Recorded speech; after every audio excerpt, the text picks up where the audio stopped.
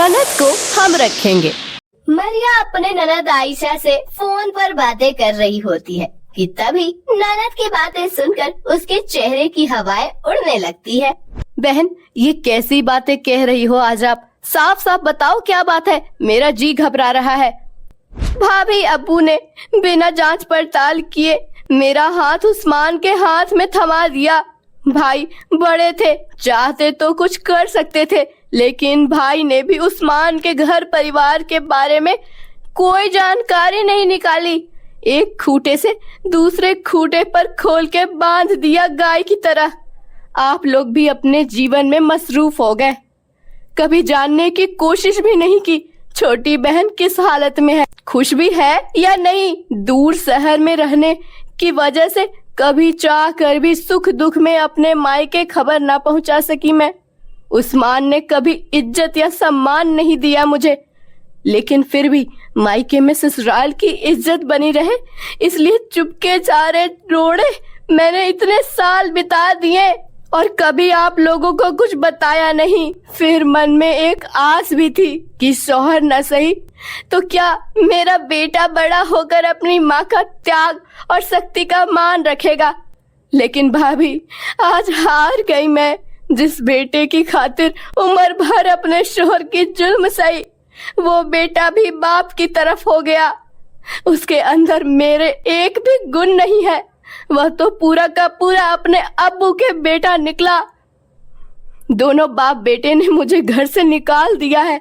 कहते हैं मैंने इस घर के लिए किया ही क्या है, उन्हें अब मेरी कोई जरूरत नहीं। इस घर को बनाने में मैंने अपनी सारी जिंदगी लगा दी। आज उसी घर से मुझे बाहर के रास्ते दिखा दिए उन दोनों ने। मेरे पास अब जीने की कोई वजह नहीं बची भाभी। ना मेरे खाने का ठिकाना है, ना मेरे सर पर छत है। आज आखिरी बार आपसे बात कर रही हूँ, पता नहीं आज के बाद कभी किसी की आवाज सुन पाऊंगी कि नहीं। आपको मेरी कसम है बहन, आप कुछ भी उल्टा सीधा नहीं सोचेंगी। अरे आखिर क्यों जीवन भर वहां रहकर अपनी जिंदगी खराब की? एक बार हमसे कहकर तो देखती। मानते हैं हमारी गलती है, हमने भी कभी जानने नहीं चाहा कि आप कैसी हैं, किस हाल में हैं। लेकिन बहन, आपने क्यों सोच लिया कि आपका अब इस दुनिया में कोई नहीं है? आप फिक्र ना करिए, हम जीजा जी और अली से बात करेंगे। हमारे रहते आपके साथ इतना बुरा बर्ताव कोई नहीं कर सकता। नहीं नहीं भाभी, अब वो आकर मेरे पैर भी पकड़ ले तब भी मुझे उस घर में वापस जाने की कोई इच्छा नहीं है। मैं अब उन दोनों को चेहरा भी नहीं देखना चाहती। मैं नहीं चाहती कि आप उन लोगों से कुछ भी कहें। अरे, जिस बेटे को अपनी माँ की लिहाज नहीं, वह आप लोगों का क्या लिहाज करेगा? आप उससे कुछ मत कहना भाभी। अभी तो बस आप जानती हैं, कल को सारी दुनिया जान जाएगी और हमारा मजाक बनाएगी। अच्छा ठीक है, हम कोई बात नहीं करने वाले अली से, लेकिन फिर भी आपको भी हमारी एक बात माननी होगी। वादा करिए, आप मना नहीं करेंगी। ठीक है भाभी, बताओ क्या बात है, मैं मना नहीं करूंगी। दीदी, आपको हमारे साथ यहाँ आकर रहना होगा। अरे, आपका मायका भी सही सलामत है और हमारे रहते आपको कभी ऐसा सोचने की जरूरत नहीं है कि आपका दुनिया में कोई नहीं। आप अभी बस पर बैठकर कराची आ जाइए, अब मुझे कुछ नहीं सुनना। अच्छा ठीक है भाभी, आप इतना कह रही हैं तो मैं आ जाती हूँ।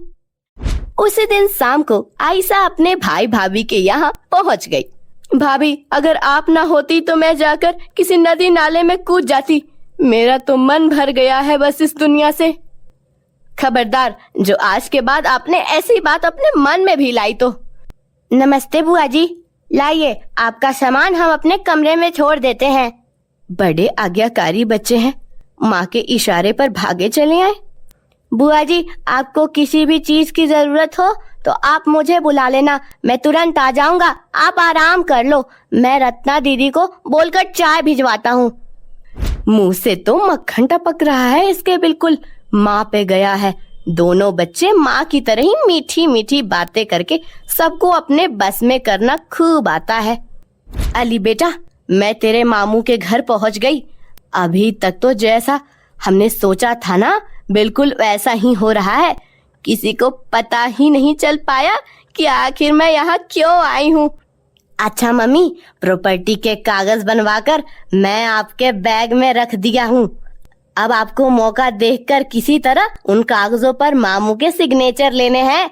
अरे बस एक बार मामू उन कागजों पर साइन कर दे, फिर तो हम तीनों उस घर में राज करेंगे, राज।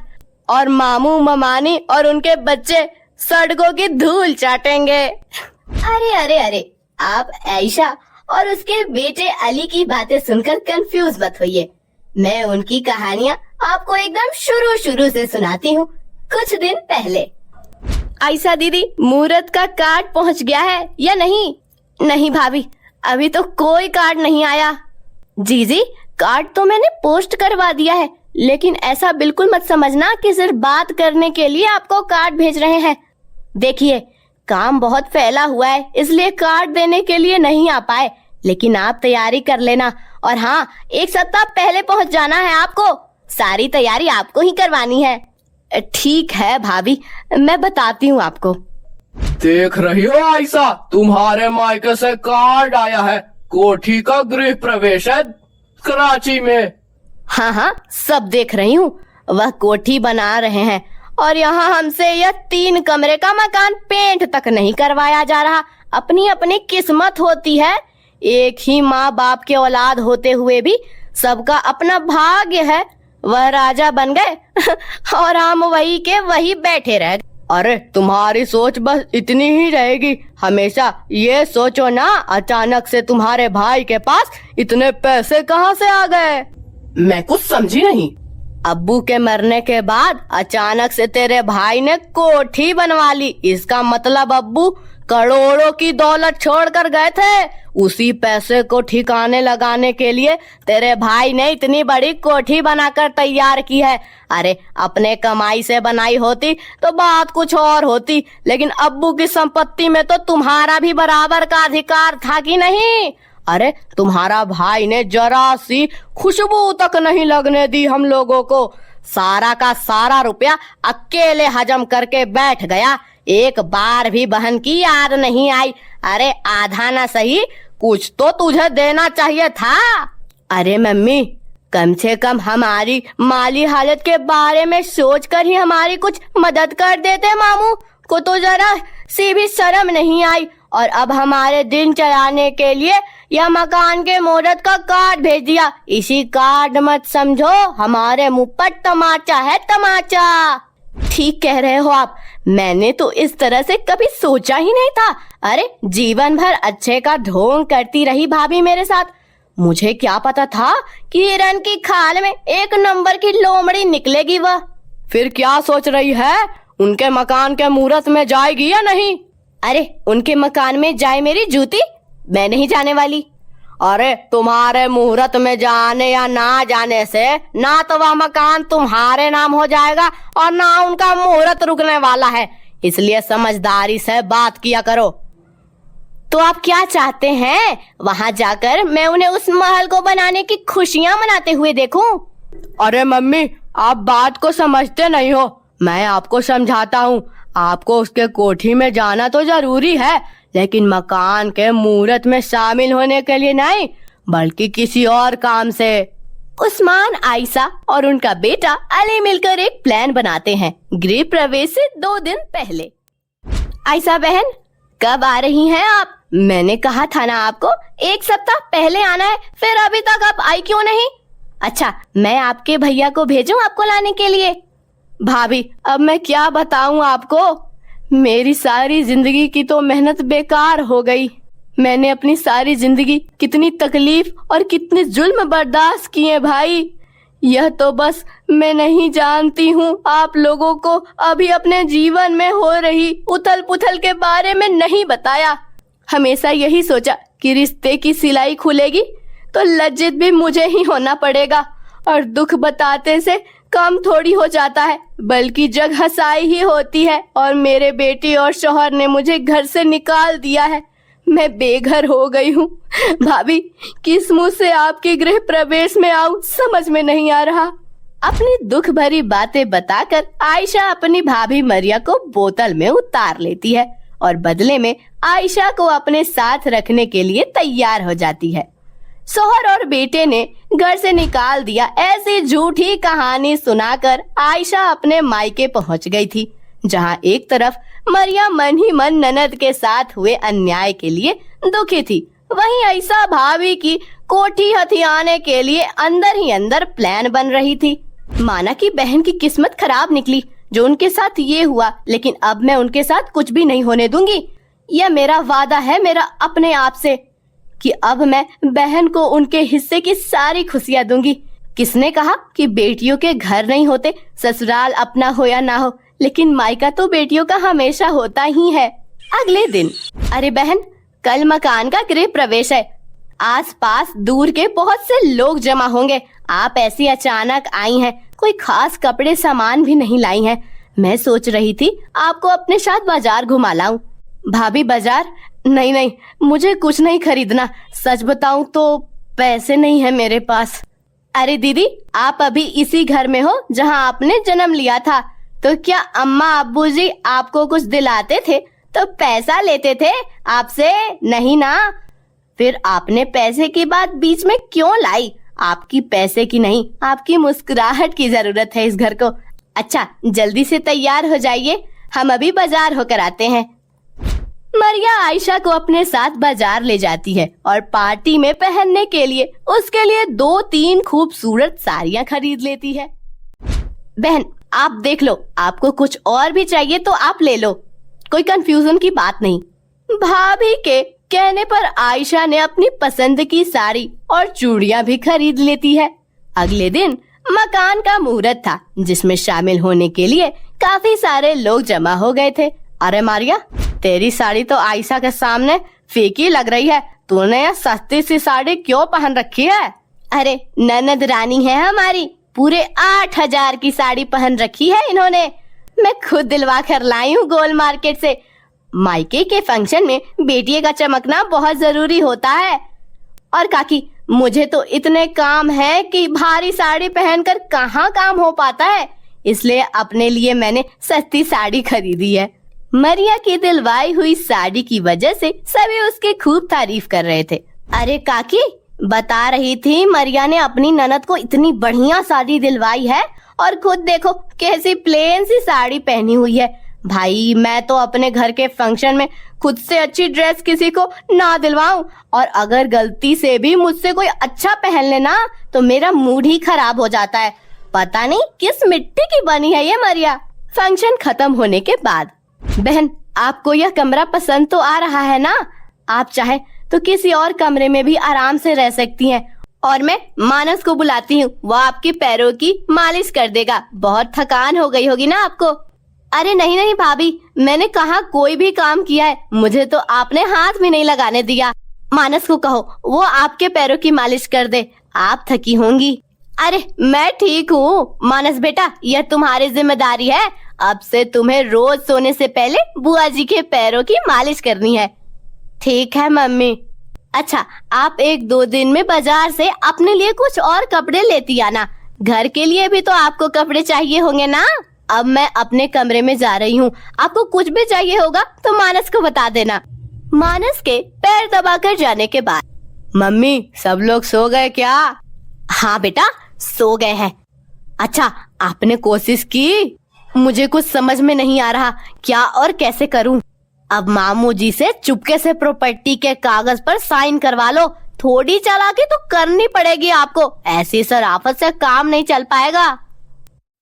वैसे ना, मुझे बहुत डर लग रहा है बेटा, भाभी हर समय मेरे आसपास ही मंडराती रहती हैं, पता नहीं मैं कर पाऊंगी या नहीं। बेटे के साथ पूरी प्लान बनाने के बाद अगले दिन सुबह जब भाभी मरिया चाय बना रही थी, आयशा अपने भाई के पास जाती है। भैया, मैंने बैंक में अकाउंट खुलवा रही हूँ, आप गारंटर बनकर साइन कर दोगे ना? हाँ आयशा, मेरा चश्मा पकड़ा दे, मैं अभी साइन कर देता हूँ। आयशा जानबूझकर भैया का चश्मा हाथों से गिरा देती है, जिससे चश्मा चकनाचूर हो जाता है। अरे बिना चश्मे के तो मुझे नजदीक का कुछ दिखेगा ही नहीं। मैं बताती जा रही हूँ ना, आप साइन करते जाओ। बहन के कहने पर बिना कागज पढ़े ही आयशा का भाई कागजों पर साइन कर देता है। चलो साइन तो कर दिया, अब मुझे ज्यादा दिन यह दुखी आत्मा बनने का नाटक नहीं करना पड़ेगा। सच में हर समय थोड़ा रोते रहना भी तो कोई आसान काम नहीं है। पक गई हूँ मैं तो। आयशा जल्दी से साइन किए हुए कागजों को फोटो अपने पति को भेज देती है। 3 दिन बाद, अरे आयशा, बहुत बड़ी गलती हो गई। हमने भैया से प्रॉपर्टी के कागजात पर साइन तो करा लिया, लेकिन जब मैंने पता किया तो मुझे पता चला कि वह कोठी तुम्हारे भैया का नहीं बल्कि भाभी के नाम रजिस्टर है। भैया का साइन किए हुए कागजों की तो कोई वैल्यू ही नहीं है। अब तुम्हें एक बार फिर से थोड़ा रिस्क लेना होगा और वह कागज फिर से साइन कराना पड़ेगा। कल रात सबके सोने के बाद बाहर गार्डन तक मैं प्रॉपर्टी के नए कागजात तुम्हें दे दूंगा। अरे कितनी मुश्किल से मैंने साइन करवाया और आपने सब गुड़ गोबर कर दिया।